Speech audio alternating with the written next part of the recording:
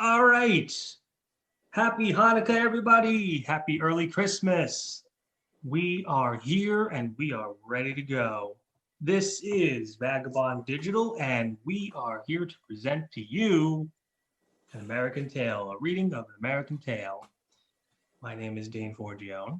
I am the founder and director of this company, and I am very happy to be presenting this to all of you lovely, lovely people.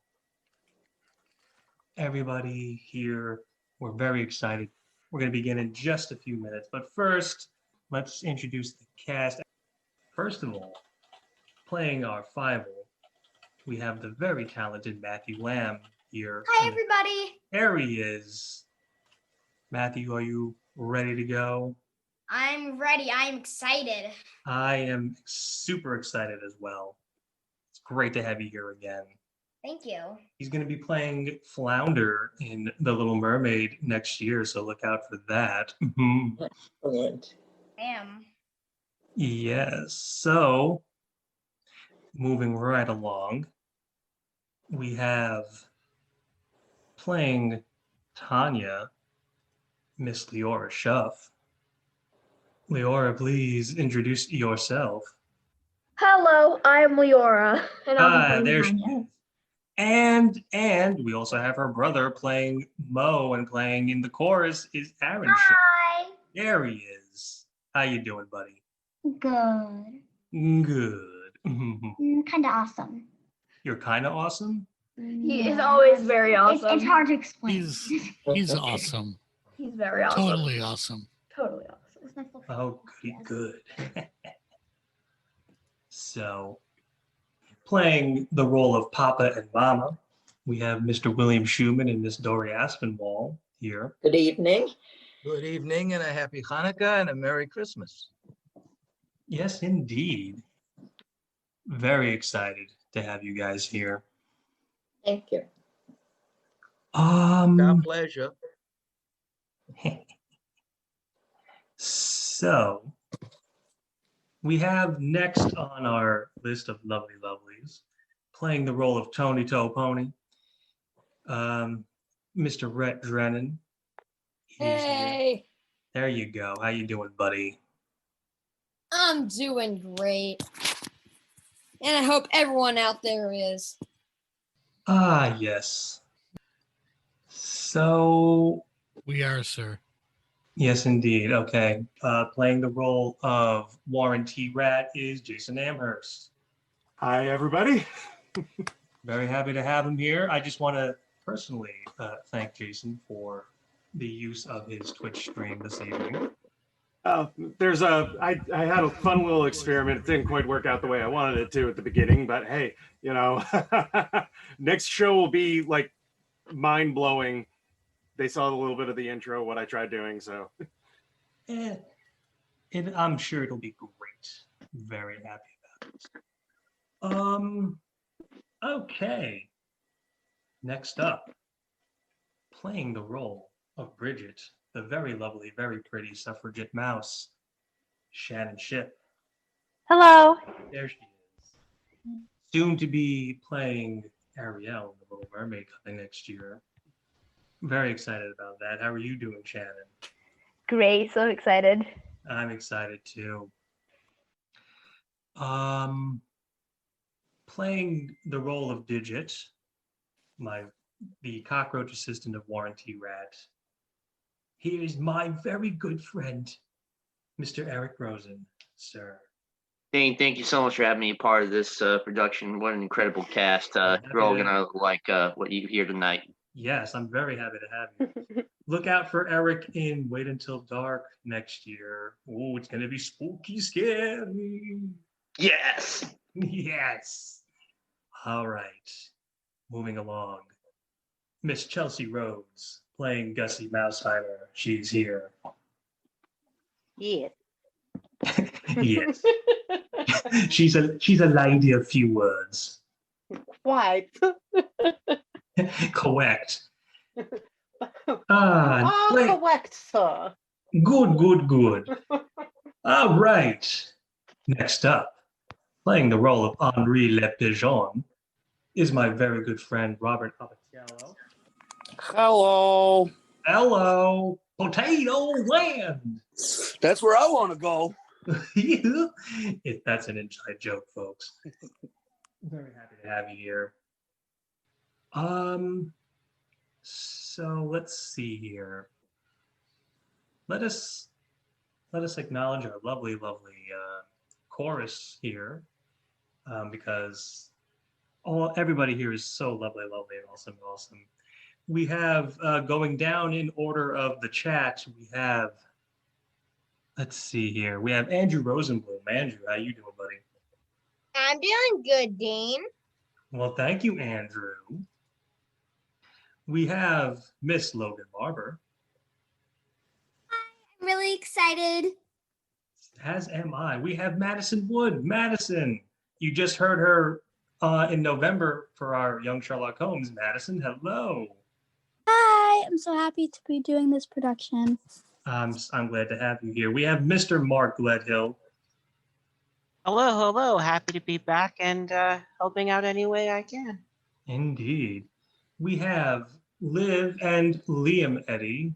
Hello. We have Mr. Owen Connors here as well. Hi, people. I was watching Godmothered with my niece, and who did I spy in Godmother? Possibly me. It wasn't possibly, it was you. So, round of applause.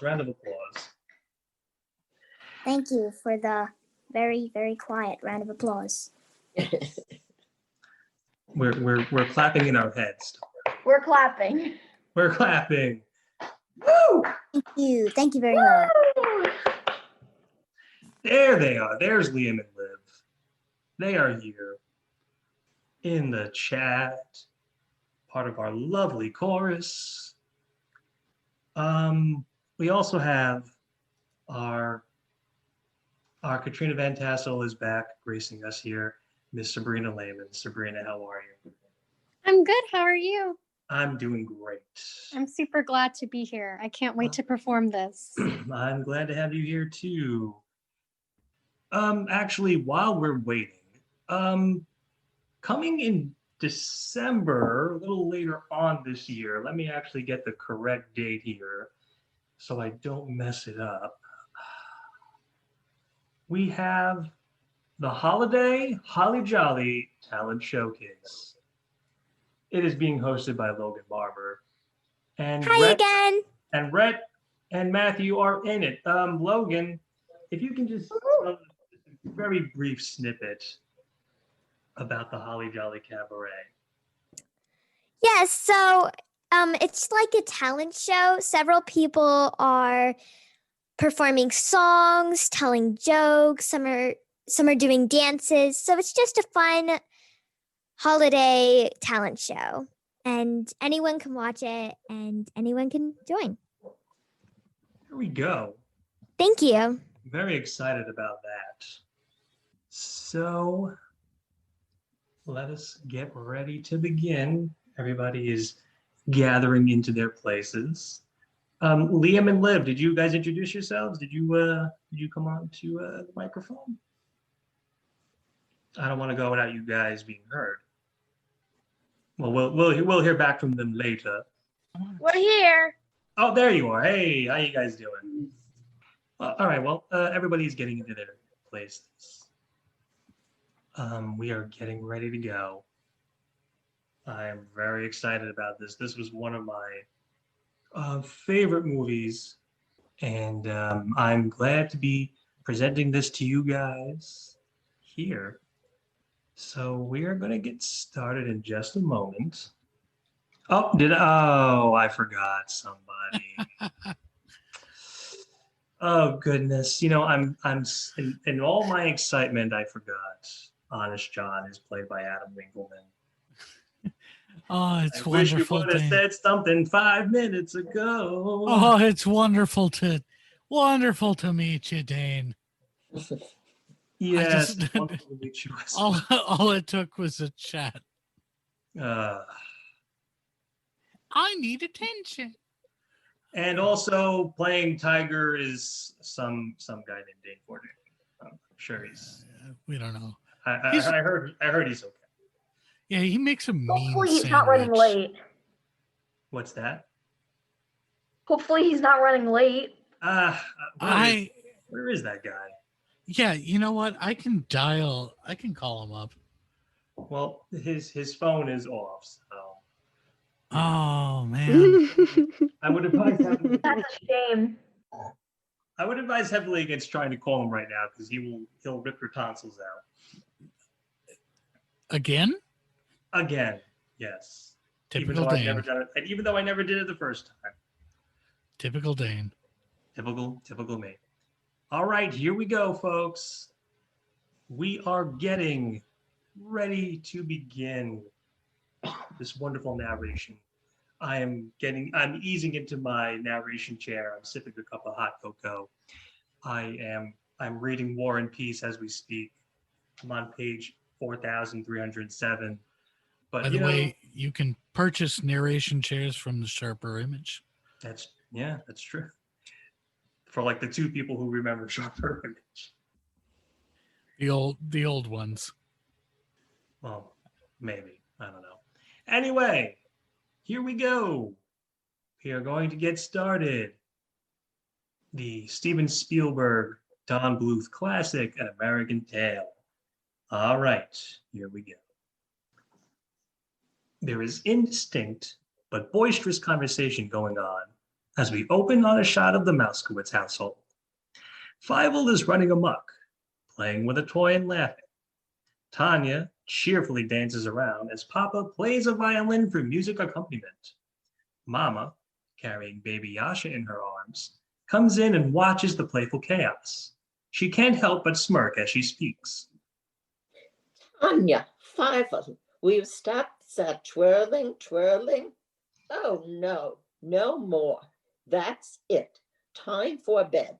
Come. Oh, but Mama, it's Hanukkah. For you, every night is Hanukkah. Papa, enough already. They'll never get to sleep. All right. Presents. What about presents? Presents? What presents? Fievel and Tanya's smiles are replaced by a horrified look. Could it be? No presents? Slowly, Papa's serious look evaporates into a chuckle and a smile. Oh, Papa. Just a joke. For Tanya, a new babushka. Happy Hanukkah. Oh, Papa, thank you. You have only one parent? Thank you, Mama. Hmm. And for you, Fievel, a new hat. And not just any hat. A new hat that has been in the family for 3 generations. It belonged to me, my father, and my father's father. And now it belongs to you. Happy Hanukkah. He places the hat on Fievel's head. Unfortunately, the hat slides over his eyes. Fievel frowns and pries it off. It's too big. You'll grow. Did I ever tell you about the giant mouse of Minsk? No. No. Was it anything like the mouse with the long hair that the prince climbed up? No. This mouse, the mouse of Minsk, was as tall as a tree. His tail was a mile long. Really? He was so big. He frightened all the cats. Don't say that word. Talk about something else. America. Another fairy tale. Oh, America, what a place. What a place. In America, there are mouse holes in every wall. Says. Everyone. In America, there are breadcrumbs on every floor. You're talking nonsense. In America, you can say anything you want, but most important, and this I know for a fact. In America, there are no cats. They'll hear you. How could they hear us? On cue, a low rumbling could be heard. The Mouskowitz household begins to shudder and shake. Papa, Mama, Tanya, and Fievel look horrified. Outside in the human world, the Cossacks are riding through the village, ransacking and burning down houses, chasing after people and causing general mayhem. Baby Yasha begins to cry. There, you see? More rumbling, shouting, horses neighing, chaos outside. Humans can be seen running for their lives as well as mice.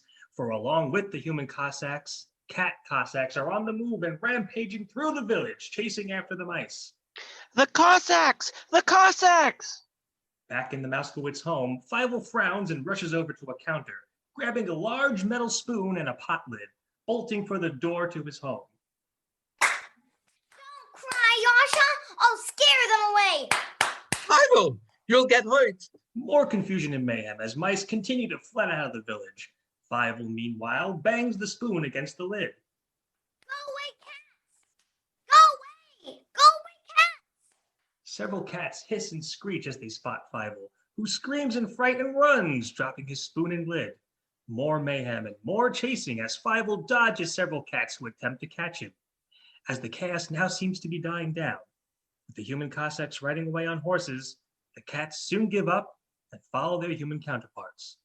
Fievel, shaking in fear but also looking exhilarated for his brave actions, watches the cats race off into the distance as his family soon comes upon him. Fievel, Angel, are you all right? Yes, Mama. Then never do that again. Mama, look. The Mouskowitzes survey the aftermath of the attack. The village is in shambles. Papa looks to Mama and he solemnly sighs and nods. In America, there are no cats. Soon, the scene changes and a title card pops up reading Hamburg, Germany. Some jovial oompa music plays as we see several mice climbing up on a rope to get into a boat that is in a harbor. The Mouskowitz family is among the mice marching on in single file. Fievel has grabbed onto Papa's tail to keep up with him, though soon his gaze turns to something below him. He stops short and several mice pile into him. The music stops. Look, Papa. Water. Is it the ocean? Yes, keep walking. Oh, ouch. Look, Papa. Smoke. Is the boat on fire? No, no, keep walking. Birds.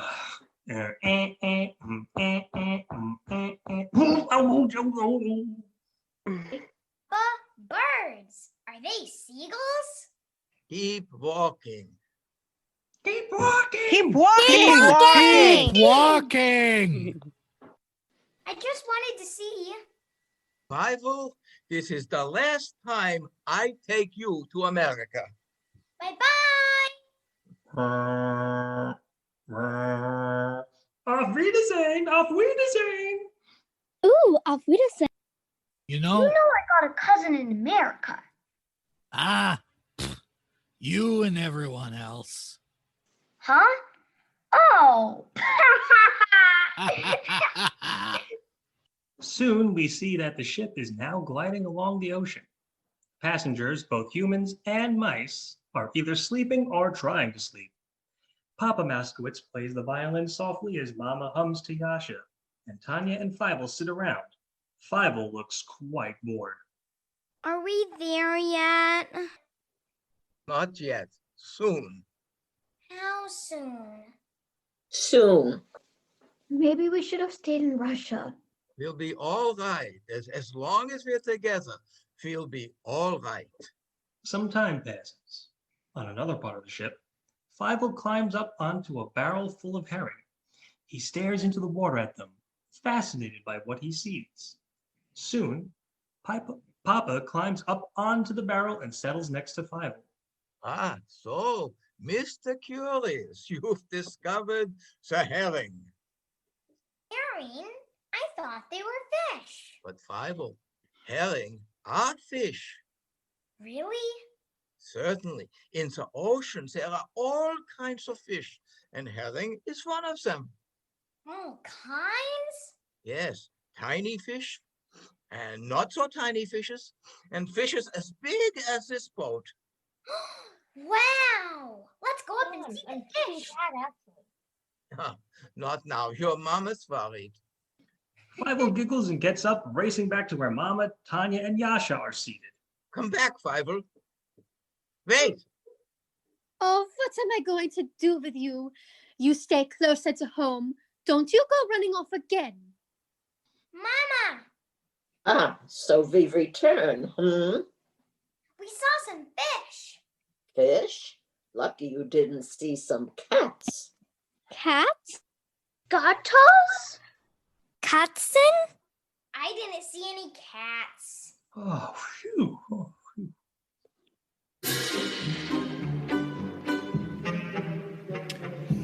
Won't it be nice to get to America, where we won't have to worry about cats anymore? There are no cats in America, but back home in Mother Russia, our family was traveling through the snow to Minsk. Suddenly Papa saw those huge paw prints. When I heard him screaming, I fainted dead away, and I woke up an orphan. Oy vey. But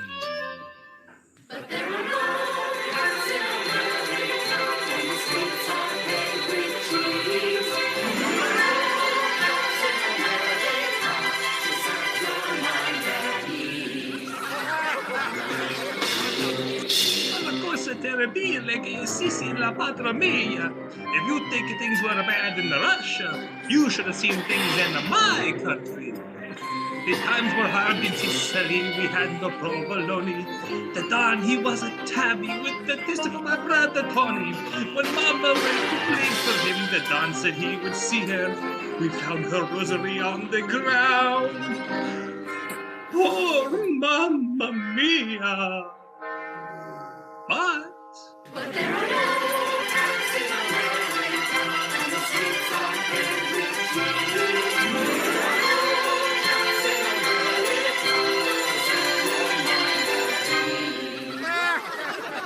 Surely that's sad, but sadder still. When I was but a lad, I lost my true love fair. A calico, he caught us by surprise. In a flash of teeth and fur, her tail was all he left of her. Neath the heather is where it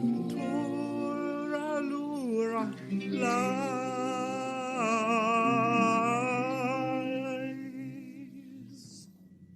But there are no cats in America. There are no cats in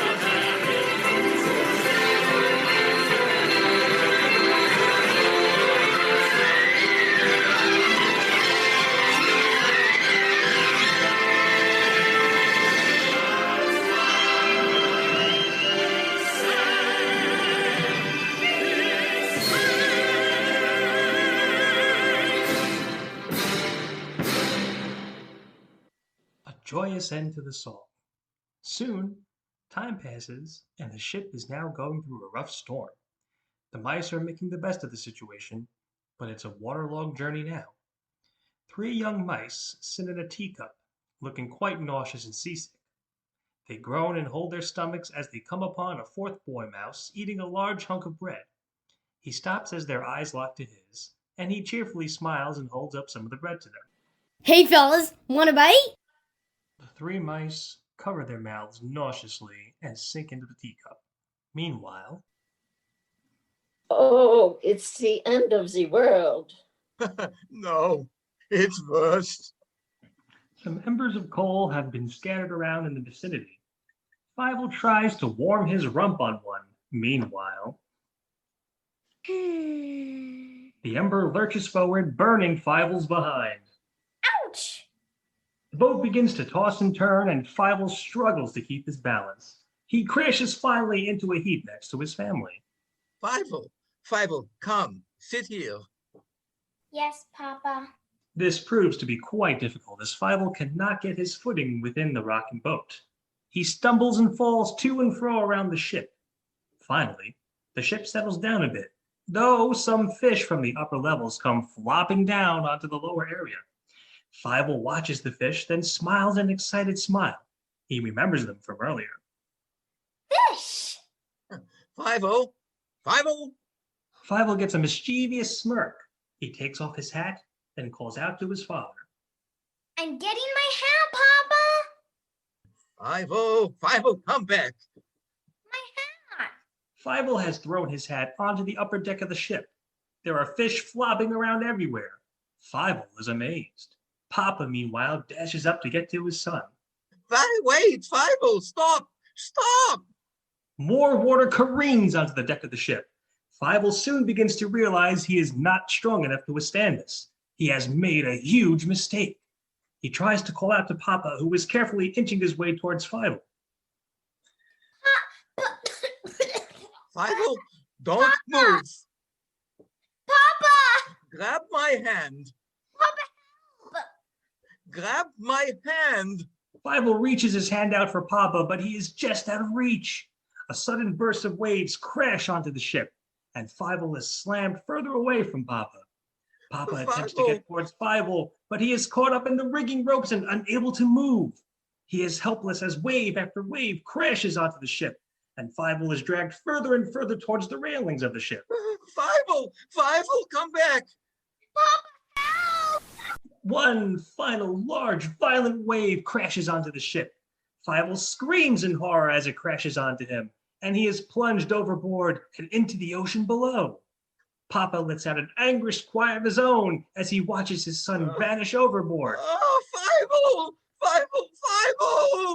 Fievel surfaces in the water, sputtering for air. He soon realizes that the boat is floating away from him, though try as he might. The current carries him in the other direction. Papa! Slowly, the scene fades to the boat in a harbor. It is eerily quiet. It has made it to its destination, Ellis Island. Humans can be seen disembarking off the boat, all weary but with excitement. America. No, New York. We soon see that down below, the mice immigrants who are disembarking off the boat. We cut back to the humans briefly as an Ellis Island worker speaks to a man. Name. Smoldenetsky Dostoyevsky. Okay, Mr. Smith. Meanwhile, Ellis Island mouse worker. Family, Mouskowitz. How many? 5. Oh, I mean 4. Okay, next. Papa, why did they change my name to Tilly? Papa does not answer. He simply wipes his eyes of tears and continues moving with his family. Meanwhile, back out in the water, we see a bottle slowly bobbing up and down. To our surprise, we can make out the figure of someone inside of it. It's Fievel. He peers out through the bottle, exhausted, his eyes stained with tears. As this goes on, we can hear a choir singing a soft song. And now, ladies and gentlemen, our ballet presentation with Megan Shipp and Macy and Cora Jane Drennan.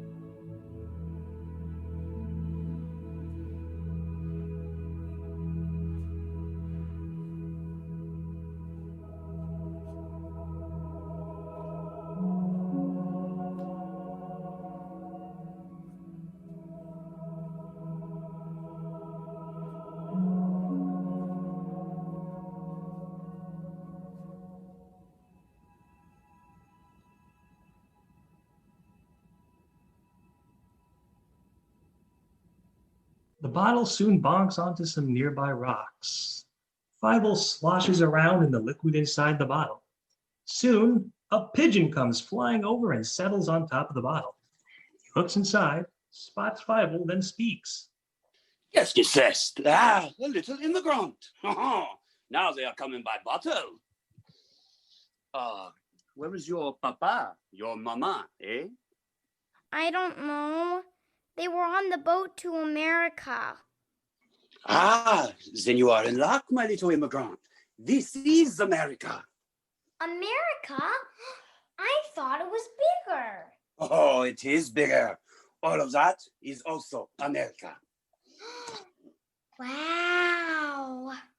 This is just an island at the doorway where I, Henri Le Pigeon, am putting up my Statue of Liberté. Ah, that's better. Oh, I know, my little immigrant. You want to find your family, and you will. But how? It's so far away. And it's too big. I'll never find them anyway. Ah, je m'excuse, pardon. What did you say? Never? So young and you have lost all hope. Ah, this is America, the place to find hope. If you give up, you will never find your family. So, never say never. Say never, whatever you do. Never say never, my friend. After toi, if you believe that your dreams will come true, they'll come true in the end. Keep up your courage. Don't ever despair. Take heart and then count to 10. Hope for the best, work for the rest, and never say never again. Oh, but it's impossible. I'll never find my family. Ah, never say never. Now go on, say that, go on. Never say never. Whatever you do again. Never say never. To me, see how easy. If you believe you can come shining through. That's how it's going to be. Perfect! No! Now don't you go and give up, give up again. When the going's rough, just get tired and start we're gonna win. Remember to look on the bright side till then. And never say never again. Now, are you ready to go and find your family? Yeah, yes. Santa, take my little friend to immigration. You will find your family there. Everyone goes through immigration. I would take you there myself, but then I'd never finish my statue. Henri, you said never. Oh, so I did. Never say never. Never say never. Never say never. Again. Au revoir. Bonne chance. Good luck. Goodbye. Off Fievel goes, flying along with Chantel. Meanwhile, back at Ellis Island, the Commission of Immigration, the newly arrived folks are still waiting around, some to be processed, some to go off elsewhere. Various peoples can be heard speaking to the newly arrived. Come on, keep it moving, keep it moving. All right. Hurry, hurry. Yes, sir. Step off the boat and into prosperity. Welcome, greenhorns. This is America. Meanwhile, the mice are also at it, as one mouse huckster can be seen speaking to a group of the newly arrived. Today's special, the Brooklyn Bridge, just $1. Golly, the Brooklyn Bridge. Take it to Chicago. Used only once. Gee whiz. Only once, Ma. Apple, apple, get my apple while it lasts. Hurry, it's going fast. Ooh, I'll take one. Meanwhile, inside of a large abandoned suitcase, we see cigar smoke bellowing out of it. Warren T. Rat is seen on the interior of it. He is busy counting some coins as we cut to a shot of him. 18, 19, 20, 21. We soon hear the sound of coughing from the cigar smoke that Warren T. is smoking from. A cockroach named Digit emerges from Warren's pocket, sputtering and coughing. Could you please put out that filthy thing? I'm suffocating down here. You don't like it? Hey, you know you're not the only cockroach in New York City. There are millions of roaches who'd give their left feet to work for Warren T. Rat. Good. Fire me. I'm fed up with that filthy smoke. Hey! And this pocket. I've seen kitchen stoves cleaner than this place. Hey, come on. Look at my suit. All right. Digit, all right. How much money did we make today? Oh, well, let's see. 7, 9, 4, 6. Carry 1, drop 2. Take 5, 5 down, 7 up. 98.6. Yeah. And 2 plus 2 is 22. What did we make? What's the boodle? Oh, so far we have collected $89.13. And we'll get another 17 from Mo. That's 50 cents less than yesterday. What? 50 cents? I hate to lose money. Where can I pick up an extra 50 cents? On cue, Fievel arrives on the shore and gets off of Chantel's back. He waves to her. Bye! Au revoir, my little immigrant. The force of the wind from Chantel's wings blows Fievel through a hole in the suitcase. He lands with a plop right in front of Digit and Warren T. Huh? Hey, boss, a kid. Mo can always use an extra kid at 50 cents a day. Yeah, very interesting. Well. Rat's the name. Warren T. Rat. What can I do for you, kid? And for my family. Hey, you came to the right fellow, kid. I know exactly where they are. Come with me. But Henri said I would find them here. Have it your way, kid. But remember what Shakespeare said. And I quote.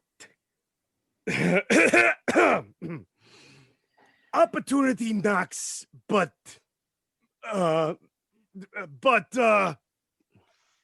Once. But once. Taken at the tide, 'twill lead to fortune. If denied, 'twill never return. Do you really know where my family is? Trust me. Hey, trust me. Fievel and Warren T. are walking down a dirt road together as we cut to a shot of the new residence of the Mouskowitz family. Picture of Fievel is seen hanging from part of the wall. Mama and Papa are sadly doing some sewing work and sprucing up this new residence as Tanya speaks. Mama, I keep having this feeling that Fievel's alive. Tanya, it will go away. After a while, it will go away. Tanya goes up to the roof of this residence, which we see is a tailor's supply bag. She gazes out into the daytime sky and sighs a sad sigh as, down far below, Warren T. and Fievel enter into a hole and climb into a basket, which begins to slowly get pulled up. Come with me. Hey. Don't break a gut there. Oh, pardon me, thou bleeding piece of earth, that I am meek and gentle with these butchers. They've come to an open door, and Warren T. motions for Fievel to go in. This is where they are. Papa? A hand reaches out and grabs Fievel, pulling him in as he screams in fright. The hand belongs to Mo, a big, tough-looking mouse. He cackles in Fievel's face as Warren T comes up next to Mo. Not bad, huh, Mo? A new worker. What about my family? You don't need a family, kid. You got a job here. Just send me a salary, will you? Warren slams the door shut and a board comes down onto the door, blocking it off. Fievel tries to open the door, but Mo roughly grabs him. And what do you think you're doing? You're mine. Now get to work. He tosses Fievel into a crowd of mice who all scream and scatter. Soon, a mouse holding some cloth, Tony Toe Pony, is standing before Mo. With nowhere to go, Tony gulps as Mo glares at him. You? What are you looking at? Back to work. Tony nervously nods, drops his cloth, and rushes off as Mo cackles. Ha ha! We soon see we are in a sweatshop. 2 human women can be seen sewing. That night, the mice workers are all sleeping. Fievel is laying in a bed below where Tony is. Fievel gazes out the window as Tony looks out as well. I want to get out of here. Yeah, you and me both. I have to find my family. Oh, shut up. Go to sleep. Pipe down. Hey, aren't you guys tired? I wish we had that mouse with the long hair. She could drop her hair out the window, and then we could all climb down. Sure, out the window. Oh, fairy tales. Wait a minute. This kid may have something. Tony Toe Pony's the name. Put it there. Fievel. Fievel Mousequits. Fievel? That name's gotta go. Hey, I'll tell you what. Oh, Philly! Philly? Yeah, it's used perfect. The mice all tie blankets together to make a makeshift rope. They climb down silently from the window to the ground below. Fievel races off as Tony slowly climbs down. Hey, Philly, you got any idea where your family is? Philly Mousekowitz! Hey, Philly! On the city streets, Fievel wanders about, desperately trying to find his family. He soon comes upon a small mouse building. He peers in through the window of it as we see a group of child mice singing the Pledge of Allegiance. I Pledge of allegiance to the flag of the United States of America and to and to the republic for which it stands, one nation. Fievel sadly walks off from the scene. He wanders down another street when suddenly he hears a voice. Fievel! Fievel! Fievel gasps. Is it Mama? He turns a corner excitedly, but we just see that it's a random female mouse calling in one of her children. What am I going to do with you? Come on. Come, little ones. Eat. Don't gobble so. A piece of cheese has been left behind. Fievel, hungry, goes to grab it, but an old beggar mouse reaches for it and grabs it first. Back! Mine! Down another street Fievel goes. By now, it is the next day, and Fievel tiredly trudges through yet another street. We soon hear the sound of a violin playing. Fievel listens. Could it be Papa? Papa! Here I am! Papa, here I am! He races around to the source of the noise. It is an old gramophone playing a record. Papa, are you there? Fievel searches around his immediate area. No Papa, Mama, or Tanya.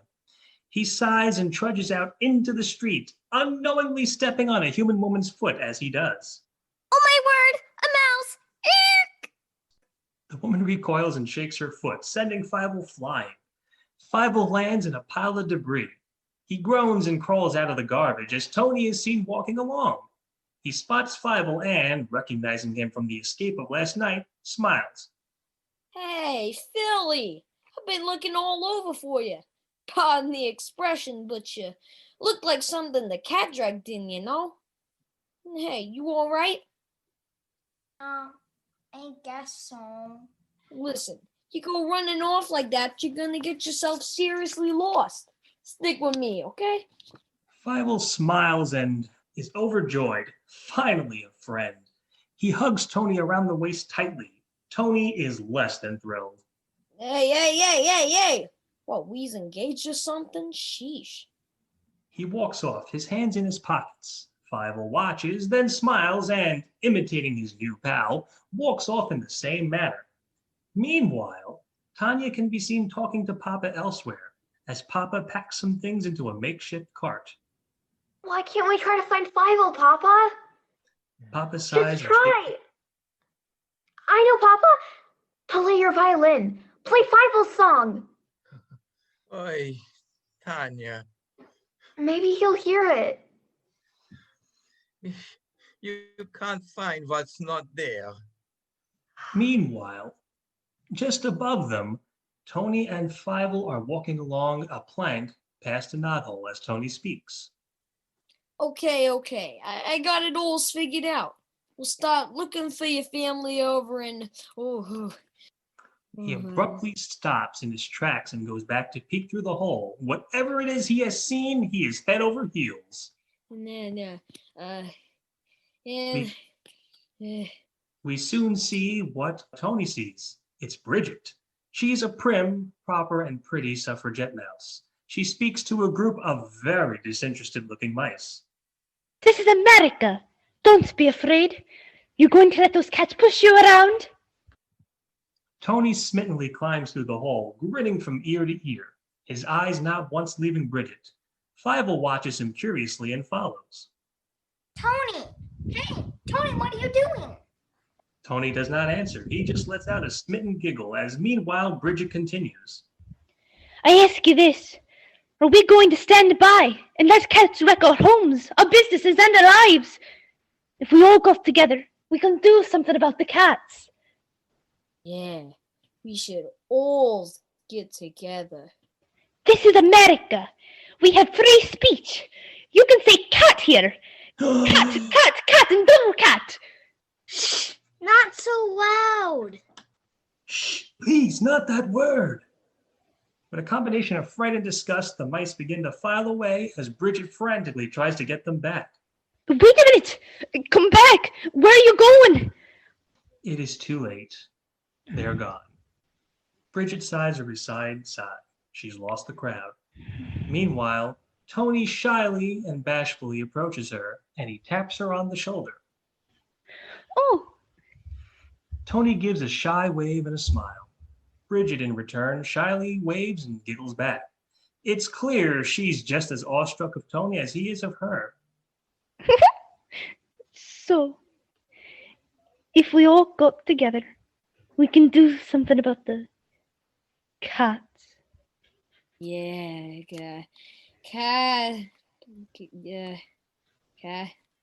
cat.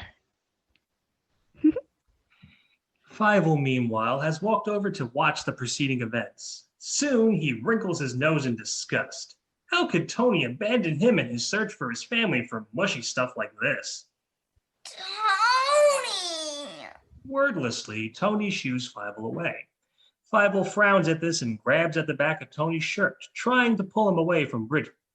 Tony tries to pull his shirt away, and a tug of war ensues. Fievel soon loses his grip and lets go of Tony, whose momentum causes him to bump into Bridget. As this happens, Tony's lips connect to Bridget's and they kiss.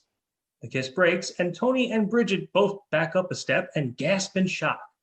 They look at one another, then the camera, then at one another again, and the camera again, and finally at one another. Their shocked looks turn into a dual smitten smile. They sigh dreamily and stare adoringly at one another as Fievel pushes his way in between the two, again looking quite disgusted. Tony, what's wrong with you? Tony again shoos Fievel away, and he takes Bridget's hand in his, and the two blissfully begin to walk off as Fievel frowns and follows them. He's talking about CATS. But there are no cats in America. That does it. I'm getting out of here. Me too. Unbeknownst to Fievel and the mice, the shadow of a cat looms suddenly overhead. Fievel waves off the notion of cats and sits on a nearby apple slice cart. What are you all afraid of? Cats. Papa told me everyone knows it. There are no cats. On cue, two cat paws grab the side of the cart silently. Soon the head of a cat looms up and above Fievel, smiling deviously. Fievel slowly looks up and the color drains from his face. The cat, almost mockingly, waves at Fievel, then roars in his face. Before Fievel can react, the cat scoops Fievel up and tosses him in his mouth. Fievel nearly slides down the cat's throat, but manages to fight his way back out of the cat's mouth. Undeterred, the cat gives chase to Fievel. Mayhem ensues as more cats join in. The mice flee for their lives as the cats rampage through the area. Then, just as quickly as they came, they are gone. The mice are seen panting and trying to collect themselves. Bridget peeks out from her hiding spot in a straw hat. Tony's head pops up from an old shoe. He pants in exhaustion, though he soon spots Bridget and, in concern for his new girlfriend, rushes over to her. Hey, you all right? I mean, you ain't hurting nothing, are ya? No, I'm all right. Tony attempts to scoop Bridget into his arms, like a knight carrying a damsel in distress. Thank you. No, really. I'm all right. Really, I am. The two fall through the straw hat. Bridget's voice is heard briefly, muffled. How about you? Nah. Who do those cats think they are? I'll show them a thing or two next time. Hey, where's Philly? Philly? Who's Philly? Oh, I gotta find him. He's just a kid. Philly! Tony! Whoa. You some scrap, huh? There are cats here. Wait till I tell Papa. You see, he's looking for his family. The poor darling. Wait a minute. Honest John at Tembury Hall. You know where your family is. He will? Tony, he knows every mouse in the city. Ha! Told you to stick with me, yeah? Come on. Fievel smiles and takes Bridget's hand, and the three head off. While mere feet away, again having missed each other by moments, Tanya, Mama, and Papa pop their heads out of their hiding places. Mama eyeballs Papa with a frown. Oh, well, mister, there are no whats in America? Cats. He chuckles and shrugs, at a loss for what to say. A new, somber scene is now upon us. Near a small hole in the wall, we see a sign outside reading, "A grand wake for Mickey O'Hare." Inside, mice are gathered in mourning silence for one of their own. We cut to Honest John, a red-nosed, jovial drunk mouse. He drinks from a small glass, then speaks. Oh, it's me third wake today, and I'm not finished. We've got to do something about them cats. Besides paying warranty a rat for no protection. Oh, poor lad. So young. He never had a chance to vote. Well, he'll vote from now on. I'll see to that. He pulls out a small book that reads ghost votes. He discreetly writes Mickey O'Hare down on the list of names, then pockets the book. Meanwhile, there is a knock on the door. The mice all turn to look, and the door flings open and in walks Gussie Mouseheimer. She is adorned in an expensive-looking dress, and she seems quite of her class. She looks around the room for a moment, then speaks. Honest John. It's Gussie Mouseheimer. Oh. Ooh, wee, the richest and most powerful mouse in New York. What's she doing slumming in this part of town? There's a dead mouse on that table. It's an Irish custom, Gussie. Oh, the cats got him today. Precisely why I am here to see you. Would you care for a wee drop of the creature? Today was the worst ever. Those cats are killing everybody. They don't even know the difference between rich and poor. The wretches. Oh, bloody shameful. As you know, I have dedicated my wife to helping those less fortunate than myself. She stops as she watches Fievel hungrily munching on some cheese, very noisily and messily. She shakes her head. But, that's everyone. And now I want you to help me. We must have a wowie. A wowie? What's a bloody wowie? You know, a wowie. A large gathering of mice for a reason. Oh, a rally. That's what I said, a wowie. She bops him on the head with her fan. Tomorrow, at Mouseheimer Park, we will all decide what to do. I'll bring the uptown mice, and you bring the mice from downtown. Madam, you can count on Honest John.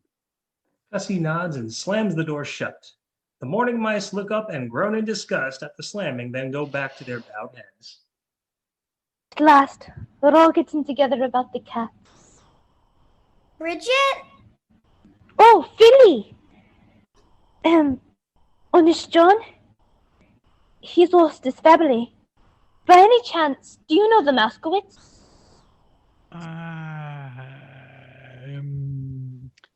Are they registered to vote?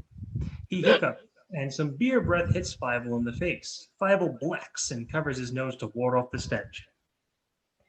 They just got off the boat. Oh. Sorry. Don't know them yet. Later that night, Fievel is tucked into a bed. He's now wearing a nightshirt. Bridget is sitting next to him at the moment, showing him a crumpled picture. That's my mother and father.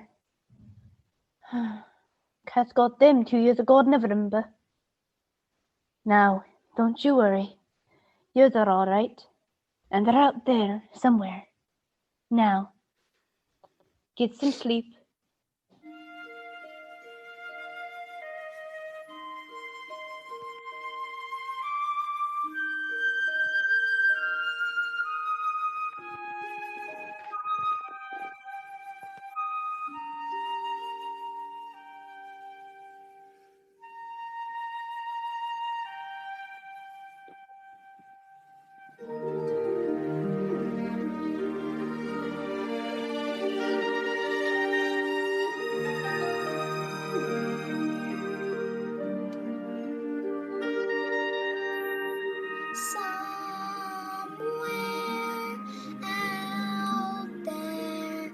Beneath the pale moonlight,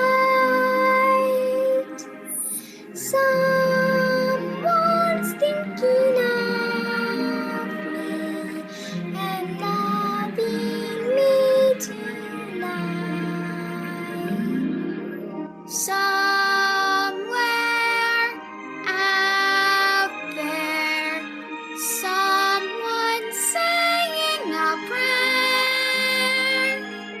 that we'll find one another in that big somewhere out there.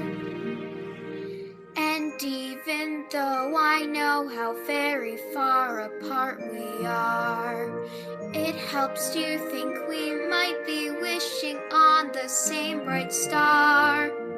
And when the night wind starts to sing a lonesome lullaby, it helps to think we're sleeping underneath the same big sky. Somewhere out there, if love can see us through, then we'll be together somewhere out there, and when dreams come true.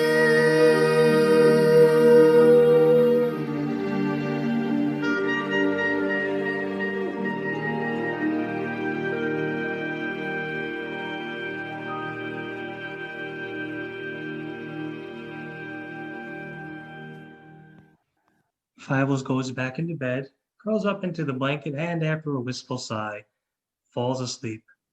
The next day, Gussie is holding her wowie. Mice are gathered to listen as Gussie speaks on a raised platform. Honest John, the chief of police mouse, Bridget and Fievel are seated next to her. Papa, Tanya, and Mama are in the crowd, though due to the large throng of mice standing up, they cannot see Fievel on stage. Attention, please. Attention, please. You all know why we are here. We've got to do something about these cats. Not so loud, they'll hear you. I hear you. So, let them hear me. You can talk. You're rich. Money is not everything. I know because I have money and I have everything. But what are they worth without freedom? Aye, here. Yes, right. Right. Why did we come to America? For freedom. Oh! Why are they building that statue? What does it stand for? Freedom. So, what do we want? Freedom. Freedom. Right. Freedom from cats. And because this is America, we can do something about them. Papa, I can't see. They're bigger than we are. Not if we all work together. What are you afraid of? Are we men or are we mice? Mice. Mice indeed, and proud of it. So, what are we going to do about those cats? Well, any ideas? Oh, yes, well, oh dear. I have an idea. Yes?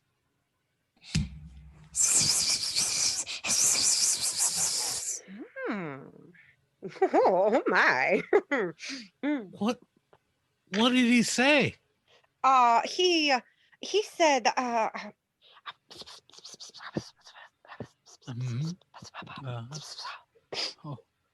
Oh, yes, cute little fellow. Wait a minute.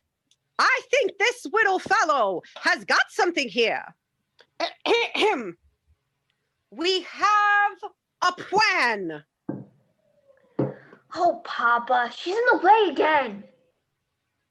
The crowd cheers as we cut to that night, outside of Professor Digitalis' Museum of the Weird and Bizarre.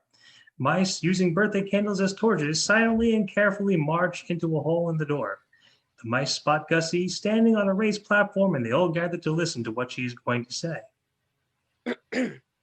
We have a plan. E probibus unum. The mice begin to set to work. They are building some kind of contraption using things that are gathered around in this closed museum. Whatever it is they are trying to build, it is elaborate. The mice all break off into various groups, each group putting together a part of this contraption. As the time passes, the contraption gets bigger and bigger, more complete, though we cannot see for sure what it is quite yet. Ladies and gentlemen, I want to thank you so much for your participation. And I want to close by saying that a vote for Honest John is a vote for freedom. Freedom is what it is. And thank you once again. Meanwhile, in what we can presume is Tony's abode, he is dozing off on a cushion as Fievel is sound asleep on another cushion. Suddenly, a pocket watch alarm blares out loudly. Tony awakens with a snort and a start, then looks at the time on the watch and gasps. Holy spumoni, we should have been at the pier an hour ago. Pier? That's a scary place. I promised Bridget we'd be on time. Wait for me, wait! Jeez Louise, am I in the doghouse? Pick him up! Fievel stumbles and falls briefly. Tony huffs and picks him back up, and the two continue to hurry down to the pier. Why didn't you tell me what time it was, huh? But Tony, I can't tell time. Tony, slow down. Wait. Fievel falls into a nearby sewer grate as Tony rushes out of sight. Suddenly, we hear a faint sound of violin playing. Fievel cocks his ear to listen. Could it be Papa? Fievel excitedly journeys down into the sewer, trying to get to the source of the violin. Papa, Papa, I'm coming, Papa! Papa! Fievel walks through a few more corridors, getting closer and closer to the violin playing as he does. Papa! Unknowingly, Fievel passes a bit of graffiti that reads the Mott Street Maulers. In a large open area, we see several cats. Some are playing cards, some sleeping, some shooting dice. Warren T is soon revealed to be the one playing the violin. All right, ante up, boys. Hey, no cheating. Oh, I got it. I got it. I got it. Rummy. Tiger, for the 100th time, we're playing poker. Oh, I knew that. But who could concentrate with all that, noise? Hey, Tiger, when the boss plays, it's culture. Sure, culture. I think it sounds melodious. If music be the food of love, play on, Macduff. Play on. Oh, I don't know which is worse. The music or the Shakespeare. Rats! This nose here keeps getting in the way. You could stop playing.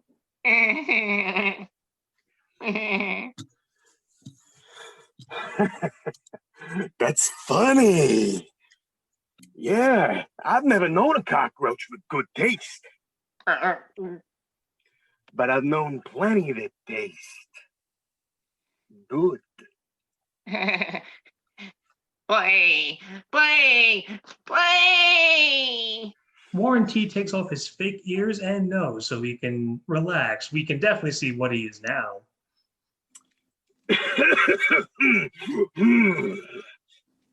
Warranty. Warren T admires himself in the mirror, though he soon realizes Fievel is on the other side of it. He gasps in surprise, then frowns. You! You're not a rat! You're a cat! How did you get in here? Come here, you little... He grabs Fievel, who lets out a yell and tries to wiggle loose. Soon he bites down onto Warren's wrist hard. Yeah! Fievel rushes off. Gentlemen, cat's out of the bag! Get me that mouse! Tiger tips over the poker table, sending chips, cards, and his fellow card players flying. Let me at him. Let me at him. I'll kill him. Get out of my way. Get out of my way. Oof! You just stepped on my tail. The chase is on as several cats attempt to grab Fievel, who dodges out of the way with each paw swipe. Come here, you little runt. Get him! Get him! Fievel dodges several more cats. He's nearly to the surface. However, one of the cats grabs his paw and slams it down, just stopping Fievel in his tracks. He is trapped. Meanwhile, back at the Mice HQ, outside, the Star of Hong Kong boat is docked. Gussie is standing over a map of the harbor, showing the other mice the plans to get rid of the cats. Once more, there is the boat. The boat whistle blows at 6 o'clock in the morning, and that is when we must release the secret weapon. So the cats must be here at 6 o'clock on the dot, not a moment before or after. Now, when you go to get the cats, what do you do to make them come here? Nia, nia, nia, nia, Right. Now, get some sleep.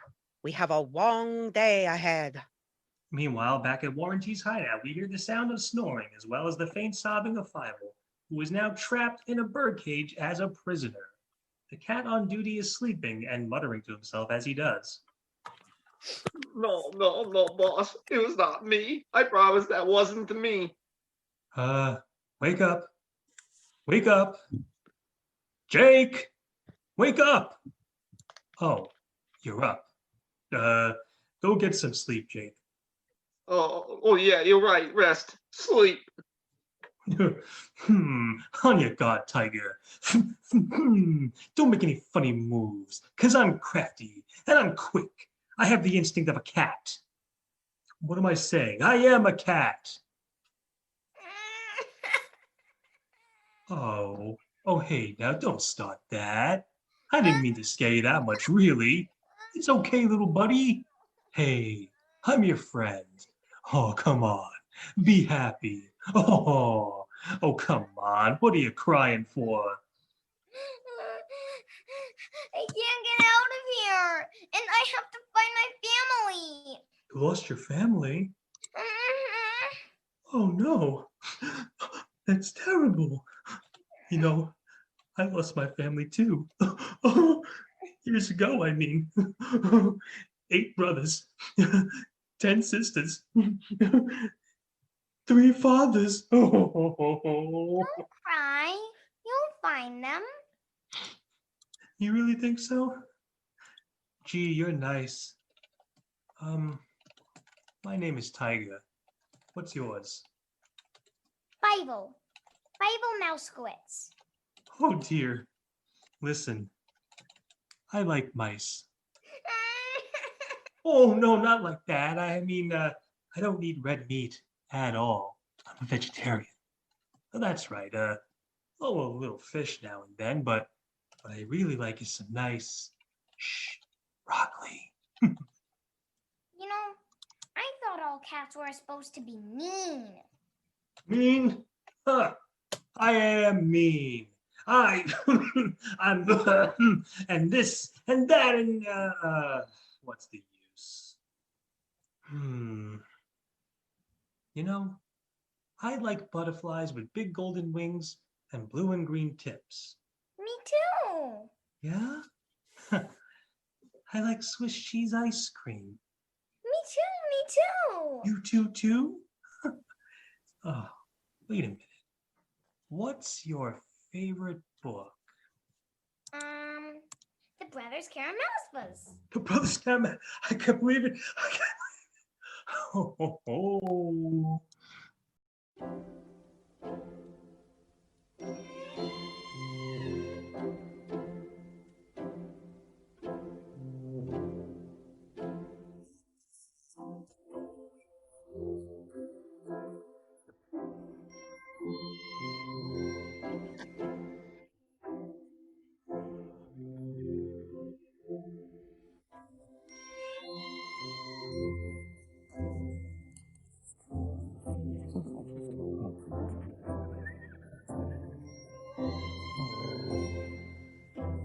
I can tell we got an awful lot in common, even though we look as different as can be.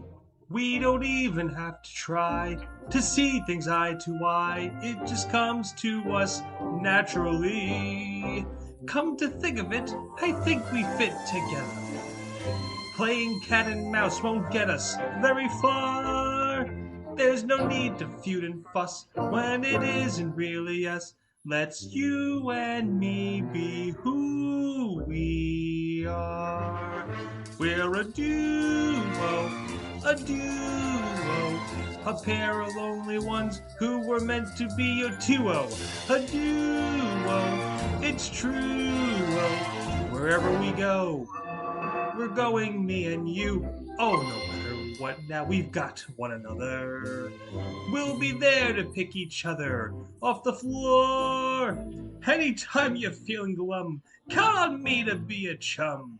If you get an itch attack, I'll be there to scratch your back. Now who could ever ask for more? Oh, you're scratching my back. Oh, stop. Oh, stop. No, don't. More. We're friends and that's what friends are for. We're a duo, a pair of lonely ones who were meant to be a duo, a duo. It's true. If we're ever in a stew, we know we can make it through. 'Cause you got me and I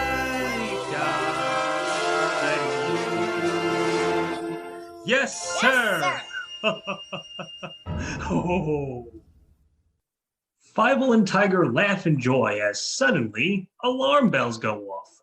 Digit pops up and, seeing Fievel out of his cage, shrieks in horror. He attempts to tackle Fievel, who flees away while also being chased by a few cats. Where did that come from? Don't. Oh, stop it. Uh-oh. Tiger, how did he get away? He overpowered me. You're fired! Good. I'm glad. I never liked you. And besides, your music stinks.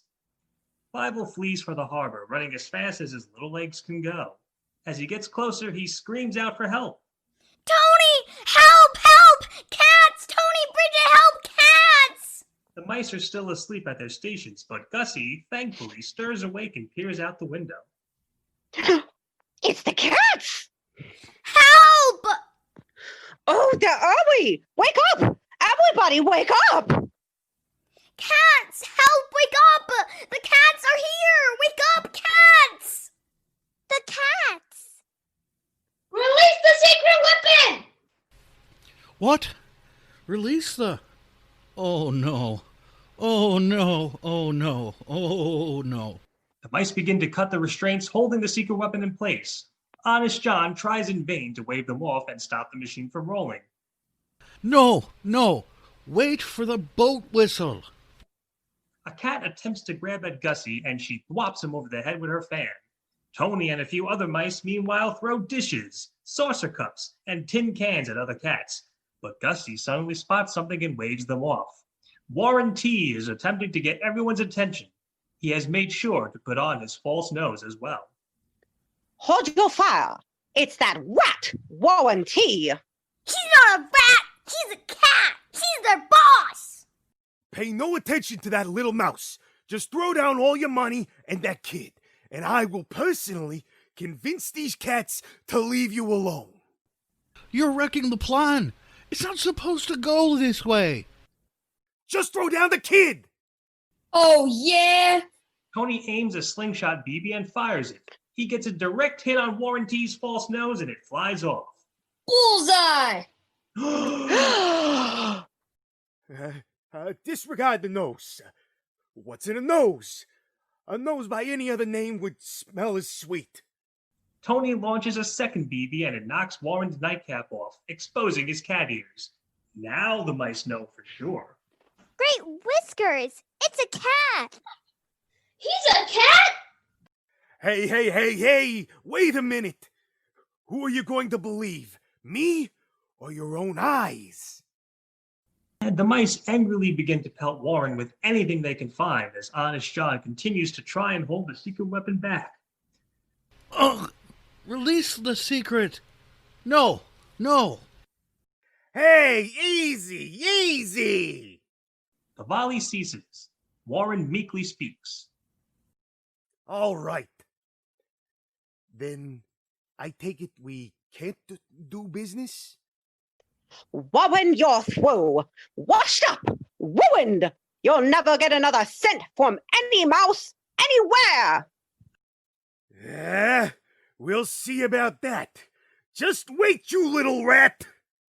He holds up a book of matches to the other cats, then strikes one and grins. Just wait. He tosses the match onto a pile of cotton. Adios! Yeah, fire! Get him, boss! Tie it off! Hurry! The mice near Honest John finally manage to tie off the secret weapon and it stops just short of hitting the door. Honest John is relieved. Oh, saints be praised. It stopped. On cue, the boat horn blares. Honest John gives a helpless look to the camera, then groans. Release the secret weapon! Release? Oh no. Release the weapon. Make up your mind! Oh my goodness. Release the secret weapon! Release the weapon! Release the blasted weapon! Faster, Papa! We can't do business here, huh? The boat is beginning to sail away. Gussie gasps. The one chance they have is rapidly leaving. Meanwhile, Fievel has gotten an idea. He grabs a small piece of wood and puts the end of it into the fire, making a makeshift torch. He rushes past Honest John and lights the ropes holding back the weapon on fire. Release the secret weapon! The ropes snap from the heat, and Fievel is flung backwards, and his head hits the ground hard. He groans in pain and blacks out. Faster! The secret weapon lurches against the door, then knocks it down with a smash. The cats are horrified at what they see. It's the giant mouse of Minsk. Fireworks are loaded in its gaping mouth, and they shoot it off with force. It's a huge monstrosity of a built machine. Get a load of that! Yow! It's the giant mouse of Minsk! Oh, yeah, right. With that, the giant mouse of Minsk rushes towards the cats, who all shriek and run. Warren T dodges fireworks as much as he can. The mouse of Minsk rumbles and sputters and shrieks as more fireworks zoom by the cats. Head for the pier! The mouse of Minsk steers the cats towards the pier and the ship. The cats scramble for cover. Some have already leaped onto the boat for safety. Meanwhile, the mice begin to parachute off the giant mouse of Minsk. We did it! Warren T can no longer outrun the machine. It smacks into him, and Warren can only helplessly shrug to his fellow cats, who watch with wide-eyed terror as the mouse of Minsk barrels towards them. Some of the cats leap into the water, while others are hit by the mouse of Minsk and plunge into the water with it. They can't swim! Hooray! Hooray! Hooray! Hooray! Woo! Ladies and gentlemen, credit where it's due. We owe it all to Philly and his mouse of Minsk. Hooray! Philly? Who's Philly? Papa shrugs. Meanwhile, the anchor lifts up from the boat, and a sputtering Digit and Warren T are holding on for dear life. Someday, Gussie Mouseheimer, someday, and you too, Mouskewitz, all of you. I hate mice. I'm having a heart attack here. Oh, don't worry, gentlemen. Don't worry. There are plenty of mice in Hong Kong. Oh my, I'll have to learn to calculate in Chinese. Let me see, 3 carry the 2. Hey, I wonder how you say trust me in Chinese. Meanwhile, Fievel is still knocked out. Kerosene from a large can has tipped over and is spilling out onto the pier. The at first small fire is now getting bigger. The mice soon see that the fire is spreading to the pier. Pier's on fire! Some debris falls onto the pier and the mice all make their getaway, including Mama, Papa, and Tanya. A fire brigade, being led by a horse-drawn wagon, makes their way to the scene. Men get out and begin to try and put out the fire. Move it, move it, move it! Bring that hose over here! You there, come on! As the firemen battle the fire, Tony and Bridget race over to the wagon, searching for Fievel. Philly! Philly Moskowitz! Where are ya? Tony, look! He holds up Fievel's hat to Tony. She fears the worst. Tony fears the worst too. Not his new little buddy. He frantically cups his hand to his mouth and shouts. Fievel! Philly! Papa, listen. Philly Moskowitz! So what? Someone is calling a Philly Moskowitz. They changed my name to Tilly. Maybe they changed Fievel's name to Philly. Come on. Papa, I've just got to see. Wait, stop. Hurry, hurry! Billy Mouskowitz! Billy! Wait! Stop. Are you calling for a Philly Moskowitz, right? Here, tell my daughter his name is Philly, not Fievel. Name is Philly. You see? And Fievel. And Fievel? And Fievel? Papa. No. There are many Fievel Mouskowitzes in New York, maybe thousands. It still could be another Fievel Mouskowitz. No, Papa. Look. She holds up Fievel's head. The fire brigade is now controlling the fire. Fievel is washed away by the water gently and safely to another location. Night falls. We see a sign that says Orphan Alley. In a nearby pile of hay, Fievel attempts to sleep, covering himself with a tattered piece of cloth. However, we soon see 3 other boy mice, all looking quite mean. They loom over Fievel, then one of the mice speaks. Get a load of this, huh? Hey, kid, you're sleeping in my place. Hey, give me that. Got any food on you? Hey, what's your story? I've been looking for my family. Hey, fellas, he's looking for his family. He's looking for his family. I stopped that a long time ago. At least you know who they are. Yeah.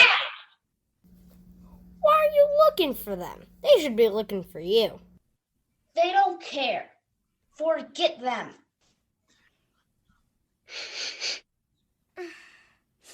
You're right. They don't care. And if they don't care, they would have found me. Well, if they don't care, I don't care. I don't care if I never see them again. Yeah, you're nothing. You're junk. You're trash. Here, make yourself a bed. The mice cackle one last time and trudge off. Fievel meekly dusts himself off of the hay, then curls up into a ball and begins to cry. I'll never find them anyway. Again, never.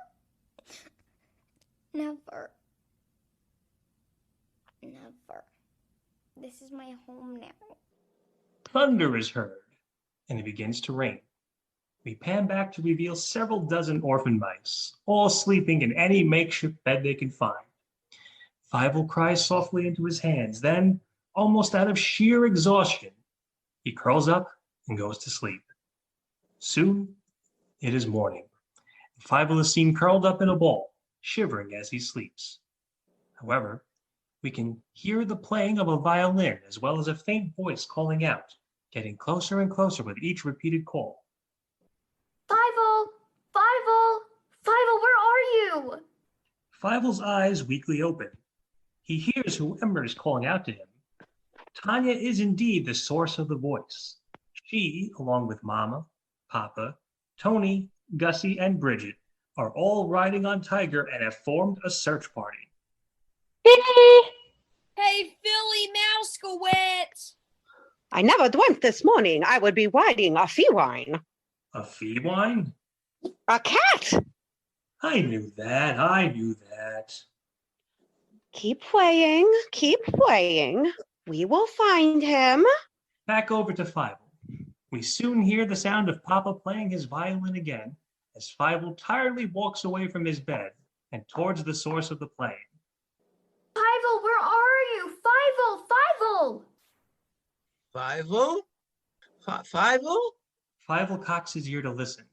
He's starting to slowly but surely recognize who he's calling out. He is in disbelief at first, but soon comes to a revelation. Papa? He begins to smile. It's a weak, tired, exhausted smile, but it's still there. Papa! Fievel? Papa, where are you, Papa? Wait, stop, Fievel. He has gotten down from Tiger and rushes as well towards his son's voice. Papa, I'm coming, Papa! Fievel! Papa! Father and son fall into a puddle of water, but they won't let being drenched take away from this reunion. Papa's eyes are filled with happy tears. Fievel. Oh, Fievel. Mama, look, Mama. Mama and Papa take turns hugging Fievel tightly as Tiger happily belly flops next to the three. He lets out a happy laugh at what he sees as Gussie hugs one of Tiger's toes. What's come over me? I'm hugging a cat. I've never been so happy in my life. I have friends. Lots of little tiny friends. Oh, Tony is grand. Say, I don't hear anyone thanking me here. Bridget giggles and pulls Tony in for a kiss. He is dazed in the aftermath of it. Oh, yeah. Fievel, I knew you were alive. I knew it. Oh, my little boy, back from the dead. America. What a place. My Fievel, I thought I would never see you again. Never say never, Papa. Oh, I nearly forgot. Here, Fievel, your hat. Papa places Fievel's hat upon his son's head. The hat slides down over Fievel's eyes, much like in the beginning of the movie. Fievel frowns, but soon he props the hat back up onto his head, and it stays up. Your hat, it fits. My son, now you are a mouse. Fievel smiles and crosses his arms, giving a proud look to the camera. Soon, though, it's replaced by a terrified look as he is now riding on the back of Henri along with Tanya. My statue is finished. Oh, wait till you see her. She is beautiful, magnifique. Mama, look, don't be afraid to open your eyes. Look what you're missing. You're missing everything. Papa, when we land, I'll look. Tiger, meanwhile, is being dragged along by 4 very tired-looking birds. Oh, no, whoa. Oh, this is, whoa. Oh, this is nice. Oh, thanks, fellas. I appreciate you coming back for me. You in the front, higher, whoa. Oh, Henri, she's so beautiful. Wow. Henri, what's over there? Oh, that is more America. Can we go see it? You will, my little American. You will. Bye-bye. Bye-bye. Henri flies off into the distance with the two as our story ends.